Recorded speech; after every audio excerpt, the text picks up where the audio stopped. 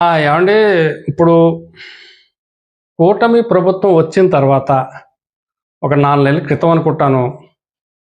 BC, SC, minorities, కాపు కులానికి subsidy రుణాలు ప్రకటించారు చంద్రబాబు నాయుడు గారు, అలాగే ఉప ముఖ్యమంత్రి పవన్ కళ్యాణ్ గారు కూడా. మరి ఈ రుణాల కోసం స్థానిక ఎమ్మెల్యే ద్వారా సిఫార్సు తీసుకుంటే అక్కడి నుంచి ఎండిఓ ఆఫీస్ నుంచి బ్యాంకు విల్లింగ్ లెటర్, ఇలాగ ఒక సిస్టమ్ పెట్టుకున్నారు.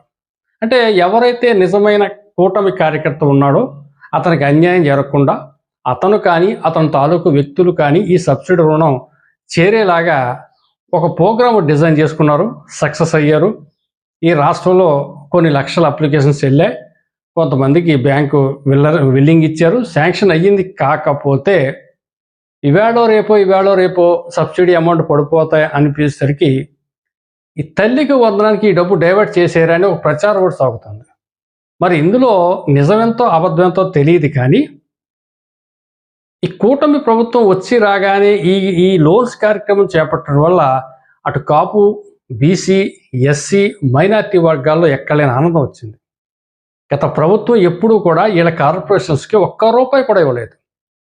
మరి చంద్రబాబు నాయుడు గారు, పవన్ కళ్యాణ్ గారు వచ్చిన వెంటనే మా కార్పొరేషన్లు ఖజానాతో గలగలలాడుతున్నాయి అని చెప్పేసి చాలా ఆనందం వ్యక్తం చేశారు. వీళ్ళందరూ పాపం దరఖాస్తు చేసుకుని అప్పుడు 2 నెలలు సుమారు అయిపోయింది. వీళ్ళెవరికి ఇంకా సబ్సిడీ పడలేదు. విపక్ష వాళ్ళు ఏమంటారంటే ఈ తల్లికి వందనానికి ఈ డబ్బు డైవర్ట్ చేశారు, లేదా ఇంకో దాన్ని డైవర్ట్ చేశారు, ఈ లోన్స్ రావు అని చెప్పేసి పాపం వీళ్ళని, ఎవరైతే ఈ దరఖాస్తుదారులు ఉన్నారో వీళ్ళని కొంచెం భయభ్రాంతులు గురి చేస్తూ ఉన్నారు. పాపం వీళ్ళు ఎంతో కోటి ఆశలతో దరఖాస్తు పెట్టుకున్నారు. కాబట్టి ఒక్కసారి ప్రభుత్వం ఆలోచించాలి.